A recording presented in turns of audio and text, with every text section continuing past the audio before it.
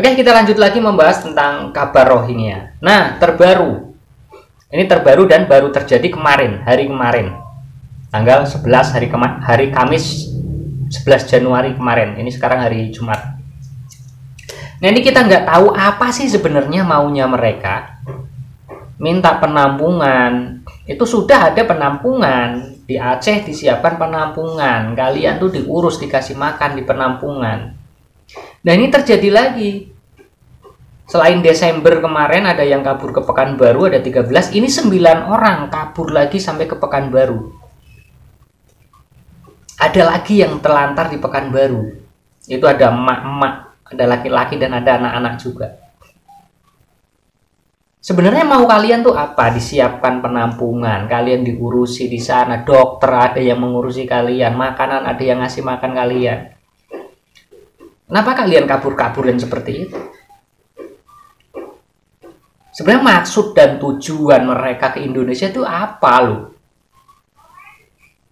Kalau mau mengacak-acak Indonesia, sekalian aja datangkan semua, diajak perang, jelas pala itu tujuannya.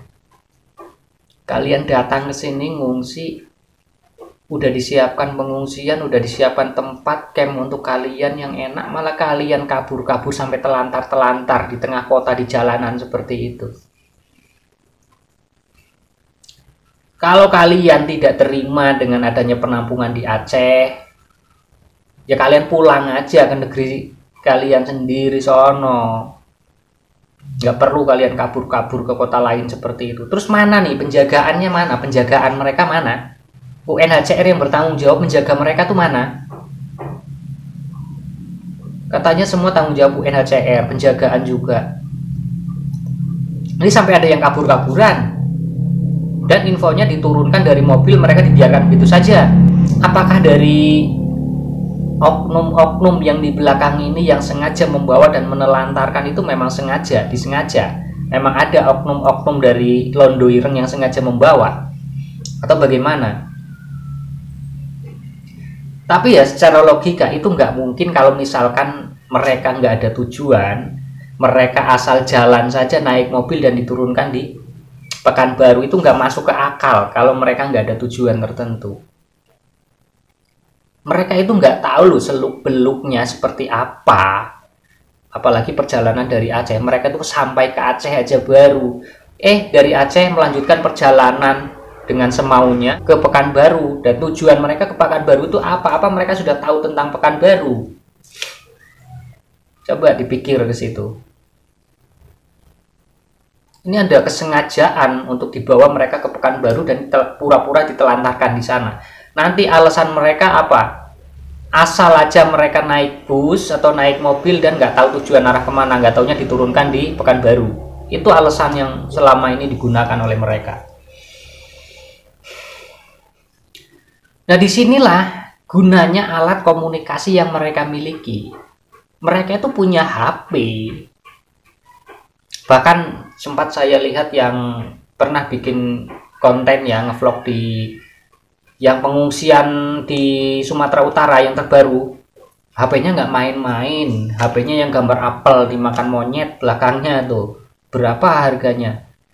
HP orang Indonesia aja jarang yang pakai HP itu. Saya sendiri aja pakai HP kentang yang harganya cuma 1 jutaan. Lah mereka HP-nya ada gambar apel dimakan monyet di belakang. Berapa harganya? Udah di atas 15 juta. Yang terbaru lagi itu kayaknya sampai 40-an juta tuh harganya. Nggak main-main kan. Tuh, penjagaan harus diperketat, alat komunikasi mereka diambil biar dia itu tidak bisa berkomunikasi dengan rohing-rohing yang sudah lama di NKRI, rohing-rohing yang sudah bisa bahasa Indonesia, rohing-rohing yang sudah paham seluk-beluk Indonesia.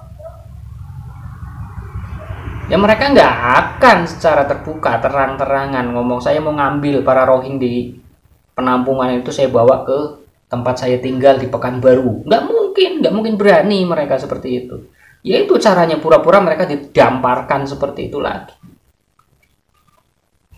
Padahal mobil yang membawa itu ya orang-orang yang sudah disuruh sama mereka.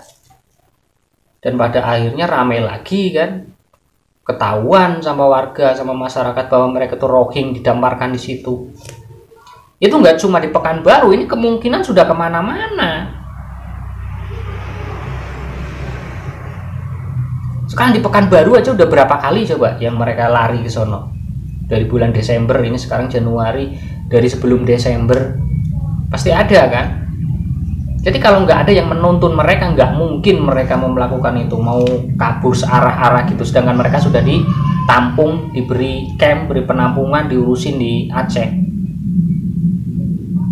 Ayo, siapa tuh Londo Irengnya yang melancarkan aksi mereka dari Aceh ke Pekanbaru? Kalau misalkan nih, ini misalkan, coba tolong yang di Aceh. Coba tolong warga Aceh diperiksa tuh, dari camp mana, dari penampungan mana yang orangnya itu berkurang dari jumlah yang pertama. Kalau misalkan di camp di Aceh itu masih sama, nggak ada yang kabur ataupun jumlahnya masih sama, ini ada kemungkinan masukan baru yang kemarin kata nelayan mereka kehabisan bahan bakar. Berarti mereka dari tengah diambil lagi oleh kapal-kapal Londo Ireng, dibawa ke samping, dibawa ke tepi laut, itu bertahap. Karena memang belum ada kabar terdampar lagi, sedangkan nelayan sudah melihat mereka terombang-ambing di tengah laut. Tapi tidak ada kabar terdampar kan? Ini jangan-jangan kapal mereka disembunyikan di suatu tempat, lalu mereka dibawa satu persatu ataupun sedikit demi sedikit, lalu disebar. Tidak langsung ke satu titik di Aceh ataupun di Sumatera Utara, disebar. Jadi ini susah untuk dilacak gitu loh.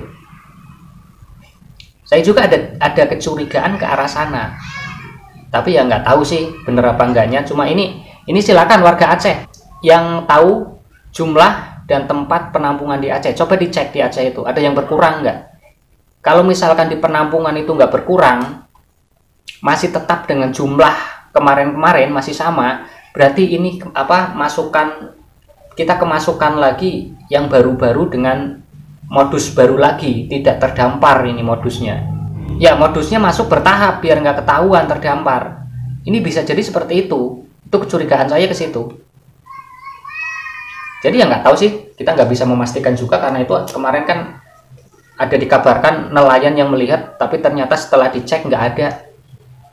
Itu kecurigaan saya begitu keamanan kita ngecek ke satu titik lokasi yang dikabarkan itu, ternyata mereka sudah berpindah haluan ke lokasi yang aman. Sembunyikanlah kapal mereka, lalu mereka dibawa oleh Londo Ireng ini sedikit demi sedikit disebarkan. Aduh, oke. Itu hanya sebatas kecurigaan saya.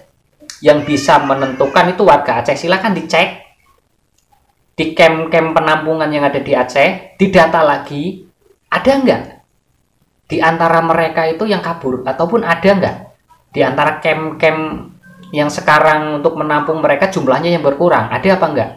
Kalau nggak ada berarti bisa dipastikan ini yang masuk dengan modus baru. Cuma kalau memang di sana berkurang, ya berarti itu kaburan dari Aceh. Jadi kita jangan terkecoh nih. Karena kita sudah terus gembar-gembor, tolak. Akhirnya pesisir pantai dijaga, mereka tidak bisa masuk dengan alasan terdampar, sekarang pakai modus baru lagi. Jadi hati-hati. Jadi untuk warga Aceh silakan dicek, dipastikan benar apa enggak mereka ada yang kabur dari penampungan di Aceh. Oke, tolong dicek subscribe-nya, kalau masih merah silakan diklik, karena yang sudah hitam berarti kalian sudah subscribe. Dan saya ucapkan banyak-banyak terima kasih. Jangan lupa berikan komentar-komentar yang positif di kolom komentar saya biar saya terus semakin semangat untuk menyuarakan kasus-kasus ini. Oke, kita lanjut ke video berikutnya.